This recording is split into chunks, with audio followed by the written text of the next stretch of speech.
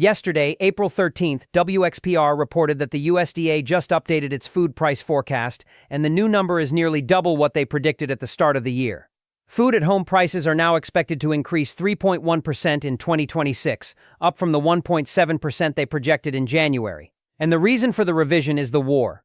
David Ortega, a food economist at Michigan State University, said diesel fuel is critical up and down the food supply chain and that tractors run on diesel, and the majority of the food that gets transported in the U.S. moves on trucks, pushing so higher fuel costs are translating into higher costs throughout the supply chain, and eventually that is going to reach the consumer at the grocery store. And a food industry executive said it is going to impact prices, and it is going to be in a longer window than just the day the war ends. And the Helios AI CEO said we are at the beginning of the worst food crisis we have ever seen, with global food prices heading 12 to 18% higher by the end of the year. And the USDA expects beef and veal prices to soar 9.4%. Sugars and sweets are projected to rise 6.7%, more than double the historical average. All meats, including poultry and seafood, are expected to jump 4.3%. And the president of Omaha Steaks said the U.S. cattle herd is at a 70-year low, and America is in for a long haul, and we will not see material downward movement in beef prices until late 2027. And all of that is just the food, because what is coming for American families this summer is not a single crisis. It is the simultaneous collision of every financial pressure that exists in the economy landing on the same households at the same time during the 3 months when families spend the most money. Summer is when school is out, and childcare costs replace free public education. Summer is when the electric bill doubles or triples because the air conditioner runs 16 hours a day. Summer is when gas costs peak because families are driving more. Summer is when the grocery bill is highest because children who were eating free or reduced lunch at school are now eating every meal at home. And this summer, every one of those costs is elevated beyond anything American families have experienced in modern history. And I am going to walk you through exactly what is coming, month by month, cost by cost, because the families who see this before June are the ones who will have time to prepare. And the families who do not will be blindsided in a way that will reshape their financial trajectory for years. The grocery bill that arrives this summer will be the most expensive in American history, and the fall will be worse. The USDA's latest forecast of 3.1% food inflation for 2026 was calculated using data that includes the early impact of the war, but does not fully account for the fertilizer crisis that is still unfolding. The Fertilizer Institute estimated that U.S. farmers face a shortfall of approximately 2 million tons of urea this spring. Corn acreage dropped 3.5% as farmers switched to soybeans because they could not afford the nitrogen fertilizer.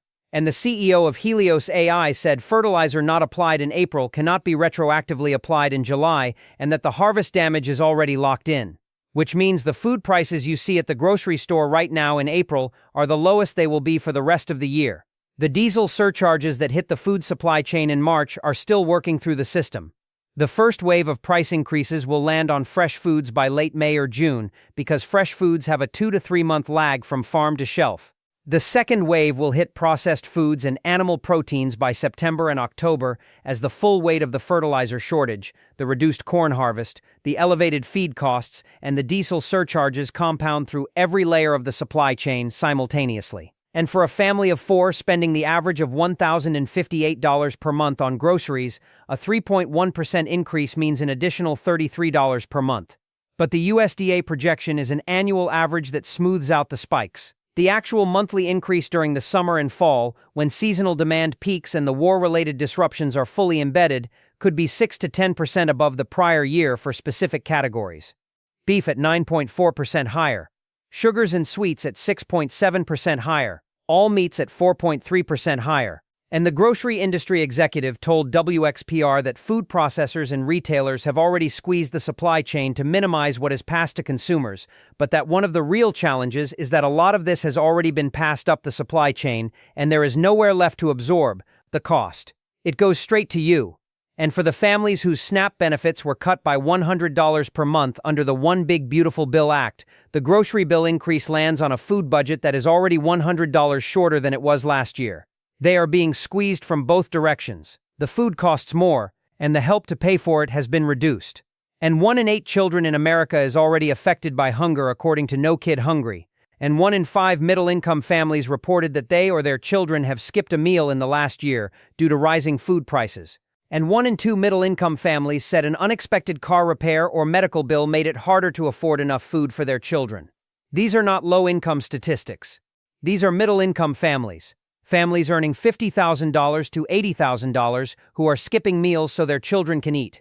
And the summer makes it worse because when school is out, the children who were receiving free or reduced-price lunch 5 days a week are now eating every meal at home. The Food Research and Action Center found that summer nutrition programs reached over 21 million children in summer 2024, but that 13 states failed to operate the summer EBT program at all, leaving millions of children without the supplemental food assistance they needed. And FRAC warned that with millions of families expected to lose some or all of their SNAP benefits this year, states will need to maximize every available program to ensure that children can return to school in the fall, well-nourished and ready to learn. And the 2.4 million people losing SNAP access are losing it in the months immediately before the summer, which is the exact season when children at home need food assistance the most. And the Center for American Progress documented that with the passage of the Big Beautiful Bill, the Trump administration and congressional Republicans enacted the largest cuts to SNAP in U.S. history, threatening food security for 4 million low-income Americans, including 1 million children.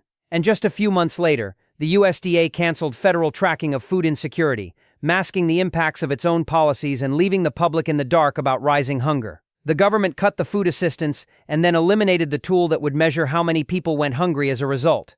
That is not an oversight. That is a deliberate decision to avoid accountability for a policy that will cause children to go hungry this summer.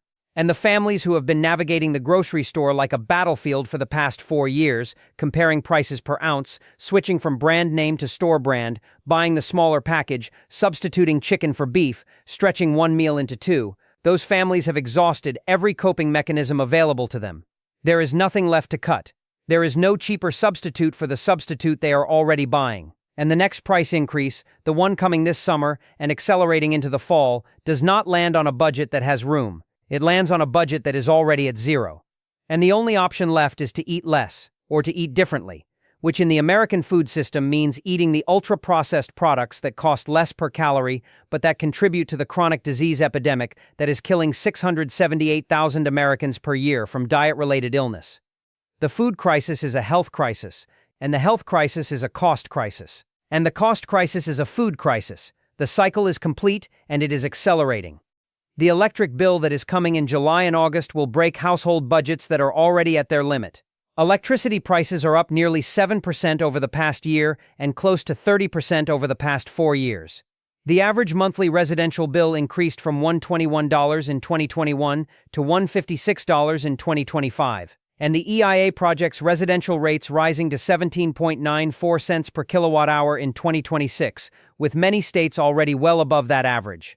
In Texas, wholesale prices at one major hub are projected to rise 45% in 2026 alone, driven by data center demand and summer peak load stress. And the summer is when electric bills hit their peak because air conditioning accounts for the largest single component of residential electricity use during the cooling season. A Payless Power analysis found that the average American household paid approximately $784 for electricity during the summer of 2025, which was 6% higher than 2024. The summer of 2026 is projected to be hotter than 2025, with higher base rates, higher fuel surcharges, higher capacity charges, and higher infrastructure fees than any previous summer. And the National Energy Assistance Directors Association estimated that up to 4 million households experienced utility disconnections in 2025. That number will be higher in 2026 because the base rates are higher, the summer temperatures are forecasted to be more extreme, and the household budgets that are supposed to absorb the bills have been depleted by 4 months of compounding cost increases from every other direction. And for families with elderly members, young children, or anyone with a medical condition exacerbated by heat, the electric bill is not a utility expense, it is a survival cost. You cannot choose not to run the air conditioner when the outside temperature is 110 degrees and your grandmother has congestive heart failure. You pay the bill. Whatever it is, and the utility company knows that, and the rate structure reflects it. And the bill arrives in August at a number that forces a choice between electricity and groceries, or electricity and the car payment, or electricity and the credit card minimum. And every one of those forced choices cascades into additional financial damage that compounds through the fall and into the winter. And beyond the cost, there is the reliability risk. The Department of Energy warned that blackout risk could increase 100 times if current trends in power plant retirements and demand growth continue. The PJM interconnection, which serves 67 million people across 13 states, has acknowledged that rolling blackouts may be necessary during extreme heat events when demand exceeds available supply, and data center demand is consuming grid capacity at a rate that the system was not built to handle. Electricity demand in Texas is projected to grow 9.2% in 2026, 3 times the national rate, driven by data centers and cryptocurrency mining. And the summer of 2026 is when these forces collide. A heat wave in July or August that pushes demand past the grid's capacity will produce not just a high bill but potentially no bill at all, because the power will be out, and a family whose food is spoiling in a powerless refrigerator, whose elderly member is overheating in a house with no air conditioning, whose medical equipment is offline, whose phones are dead, is experiencing a crisis that costs far more than the electric bill they were worried about. The summer electric crisis is not just about affordability. It is about the structural fragility of a grid being pushed past its design limits by forces that did not exist when the grid was built. And the families who will suffer the most from a summer blackout are the same families who are already at their financial limit from every other cost increase that has landed since January. Gas at $5 means summer costs $740 more than last year just to get your family from point A to point B. Gas went from $3.01 to over $5 in 5 weeks after the war began. Diesel surged 41%. And even after the 2-week ceasefire was announced, markets remain on shaky ground because it is unclear how long the conflict will last and how severe the damage will be to the global supply of oil and gas. And the summer is when American families drive the most. School is out. Road trips replace structured schedules. Children have activities across town. Parents commute to work while also shuttling children to summer camps, sports, and appointments. And families that historically took a modest vacation, a week at the beach, a road trip to visit grandparents, a camping trip, are looking at fuel costs that have added hundreds of dollars to the trip budget before they pay for food, lodging, or activities. And researchers have estimated that households will spend an additional $740 on gasoline this year due to the war. That $740 does not arrive as a single bill. It arrives as $15 to $20 extra every time you fill the tank, spread across 50 or 60 fill-ups over the course of the year, concentrated most heavily in the summer months when driving peaks. And for the family earning $65,000 whose budget had zero margin before gas went up, that $740 is the difference between making every payment on time and missing one. And a missed credit card payment triggers a penalty rate of 29.99%. And a missed car payment triggers repossession proceedings. And a missed rent payment triggers eviction proceedings. The $740 in additional gas costs is not just a fuel expense, it is the catalyst that pushes a household from managing to failing. And Moody's Analytics said higher gasoline costs act like a tax on households by reducing real disposable income. The lowest income families spend 18.3% of their wages on gas, more than double the average. And the summer is when those families are driving the most. And the families that cannot afford the gas cut the trips. The children do not go to the activity. The family does not take the vacation. The grandparents do not get the visit. And the isolation compounds the financial stress into emotional stress that affects the mental health of every member of the household. The summer that was supposed to be a break from the school year becomes a confinement. You cannot go anywhere, because going anywhere costs $5 a gallon. And the family vacation that was supposed to create the memories that children carry into adulthood is replaced by 3 months of staying home because the budget cannot absorb 300 miles of driving at $5 a gallon on top of everything else. And the parents feel that loss. Not financially, emotionally. The feeling that you cannot give your children a normal summer because normal costs more than you earn. That feeling is what 65% of Americans describe when they tell pollsters that the economy is fair or poor. It is not an abstraction. It is the specific, measurable inability to provide what you provided last year at prices your income could cover.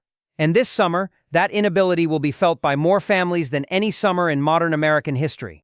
Childcare costs have surged 39% since 2019, and summer is when families pay the most for it. Daycare costs have surged 39% since 2019, according to Care.com. And the summer is when families with school-age children face the full burden of childcare that the public school system absorbs during the academic year. A child who attends public school from 8 a.m. to 3 p.m. is supervised and educated at no direct cost to the family for approximately 35 hours per week. When school ends in June, that 35 hours of free supervision disappears and is replaced by a summer camp, a daycare program, a babysitter, or a family member who takes unpaid time off work to stay home. And the cost of summer childcare in most metropolitan areas ranges from $200 to $400 per week per child. For a family with 2 children, that is $400 to $800 per week for 10 to 12 weeks, totaling $4,000 to $9,600 for the summer. And that cost did not exist during the school year. It appears on June 1st and disappears on September 1st. And for a family earning $75,000 whose monthly budget is already consumed by the increased insurance premium, the elevated gas costs, the higher electric bill, and the rising grocery bill, an additional $1,600 to $3,200 per month in summer childcare costs is mathematically impossible without debt. And the single parents who have no partner to share the burden and no family member available to provide care face the most devastating version of this choice. They cannot work without childcare. They cannot afford childcare without working. And the childcare that is available costs more this summer than it has ever cost, because inflation has raised the wages that childcare workers demand, the rent that childcare facilities pay, the insurance that childcare businesses carry, and the food that childcare programs serve. Every input cost for childcare went up, and every output cost went up with it. And the family absorbs all of it during the exact 3 months when every other cost is also at its annual peak. New Mexico made history this year by becoming the first state to offer no-cost childcare for all residents, funded by the state's Land Grant Permanent Fund, saving families an average of $12,000 per year. One state out of 50. In every other state, the cost of keeping your children safe and supervised while you work during the summer is a financial catastrophe that arrives with the regularity of a calendar and the impact of a medical bill. Health insurance premiums that doubled in January are now being paid on top of every other summer cost. And families are dropping coverage. 20 million Americans saw their health insurance premiums double or triple on January 1st, when the ACA subsidies expired. And for the past 4 months, those families have been absorbing the new premium alongside every other cost increase. And by June, the cumulative damage of 4 months of doubled premiums on top of elevated gas, groceries, electricity, and the approaching childcare costs creates a financial pressure that forces a decision that no family should have to make. Drop the health insurance to free up $600 to $1,200 per month in the household budget. Or keep the insurance and go further into debt to cover the other costs that cannot be reduced. And KF found that out-of-pocket healthcare costs for families with employer-sponsored plans have risen 23% in 5 years to nearly $6,900 on average. And 2/3 of Americans worry about affording healthcare. And Bloomberg documented that delinquency rates on consumer debt have climbed to the highest level in almost a decade, driven in part by families who are borrowing to cover healthcare costs they used to be able to afford. And the families who drop their insurance are not making a reckless decision. They are making a mathematical one. The premium that doubled in January is the single largest line item in their monthly budget after rent. Eliminating it frees up more money than cutting every other discretionary expense combined. And so they drop it, and they become uninsured during the summer, which is the season when children are most active, most likely to be injured, most likely to need emergency care from a swimming accident, a bicycle fall, a sports injury, a trip to the emergency room that costs $3,500 without insurance and $250 with it. And the family that dropped their insurance to survive the summer financially now faces a medical bill that will devastate them financially for years. And the irony is suffocating. They dropped the insurance because they could not afford it. And they cannot afford the medical bill because they dropped the insurance. And both outcomes are worse than what they had on December 31st, 2025, when the subsidies still covered the premium that made insurance affordable. The summer of 2026 is the moment when every crisis on this channel converges on the American kitchen table at the same time. I have covered every one of these crises individually on this channel. The food crisis, the electric bill crisis, the gas price crisis, the healthcare crisis, the childcare crisis, the retirement crisis, the savings crisis, the credit card debt crisis. And what I need you to understand about this summer is that they are not individual crises anymore. They are a single event. They are converging on the same households at the same time during the same 3-month window when family expenses are at their annual maximum. A family of 4 earning $85,000 is going to face the following costs between June and August of 2026 that did not exist at these levels last summer. Grocery costs approximately $200 higher over 3 months due to the war-driven food price increase. Electric bill approximately $250 to $400 higher over 3 months due to rate increases and hotter temperatures. Gas approximately $250 higher over 3 months at $5 versus $3 last summer. Summer childcare approximately $3,000 to $6,000 for 2 children, depending on the program. Health insurance approximately $900 to $1,800 higher over 3 months due to the subsidy expiration. Combined additional summer costs for that family approximately $4,600 to $8,600 above what they spent last summer. On the same income, with the same number of paychecks. From a savings account that has been depleted by 4 months of compounding cost increases since January. And the families who entered 2026 with less than $1,000 in emergency savings, which is the typical working American according to the National Institute on Retirement Security, do not have $4,600 to $8,600 in reserve. They have nothing. And the credit card that has been bridging the gap since January is approaching its limit. And the interest on the balance is compounding at 22.76%. And by September, when the children go back to school and the childcare cost disappears and the electric bill comes down and the driving decreases, the damage will already be done. The savings will be gone. The credit card will be maxed. The 401k will have been rated for a hardship withdrawal, and the family will enter the fall harvest price increase, which the Helios AI CEO projected at 12 to 18%, with zero financial cushion and maximum debt. That is the trajectory, and it starts in 47 days. Which is why I am telling you now. And I need to say something about the emotional dimension of this summer that the financial data does not capture.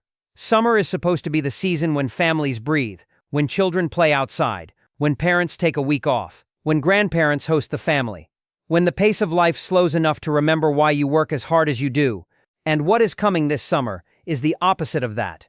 This summer will be the season when families hold their breath, when every trip to the grocery store is a calculation, when every tank of gas is a decision, when every electric bill is a confrontation with a number that does not care about your income, when parents say no to their children more times per day than they say yes because every yes costs money they do not have, and the children absorb that stress, they feel the tension at the dinner table, they hear the conversations that stop when they walk into the room. They understand, even when they are young, that something is wrong even if they cannot name what it is. And the emotional cost of a summer spent in financial survival mode does not end on September 1st when school starts. It stays. In the anxiety of the child, in the guilt of the parent, in the marriage that strained under the weight of bills that neither partner could solve, in the relationship with money that becomes permanently adversarial. Summer is supposed to build memories. This summer is going to build scars, unless you prepare for it. And you still have time to prepare if you start right now. Here is what you do with 47 days of warning. Stock your pantry now. Every dollar spent on shelf-stable food in April is worth 10 to 18% more than the same dollar in September. Rice, beans, oats, pasta, canned vegetables, canned tuna, peanut butter, cooking oil. Buy in bulk where you can. This is not hoarding. This is rational preparation based on documented price projections from the CEO of a company that tracks billions of agricultural data points for a living. Call your electric utility and ask about budget billing, which spreads your annual electric cost evenly across 12 months so the summer bill does not spike. Call your utility and ask about time-of-use rates that let you save money by running your dishwasher and laundry at night. Replace incandescent bulbs with LED. Close blinds during the day. Set the thermostat at 78 instead of 72. Each degree saves approximately 3% on your cooling bill. Research summer childcare now, not in May. The cheapest programs fill first. Ask your school district about free summer enrichment programs. Ask your library about free summer activities. Ask your church, your YMCA, your community center about reduced cost options. And if you or your neighbors have teenagers who can provide supervised care, organize a neighborhood childcare rotation that costs a fraction of commercial programs. If you are considering dropping your health insurance, do not do it without first calling Healthcare.gov and exploring every remaining subsidy option. Even without the enhanced credits, income-based assistance may reduce your premium enough to keep coverage. The cost of being uninsured during a summer emergency is catastrophic compared to the cost of a high-deductible plan that at least caps your maximum exposure. And have the family money meeting. Not the vague conversation. The specific one. Write down every expense for June, July, and August at the new prices. Write down every source of income. Identify the gap. And build a plan to close it before June 1st, not after. Because the families who come through this summer intact will not be the ones with the most money. They will be the ones with the most clarity. And clarity starts with a number on a piece of paper that tells you the truth about what the summer is going to cost. Share this video with every family you know, not for the views, because somewhere right now a parent is planning a summer without any idea what the costs are going to look like, and they deserve 47 days of warning instead of a blindside in June.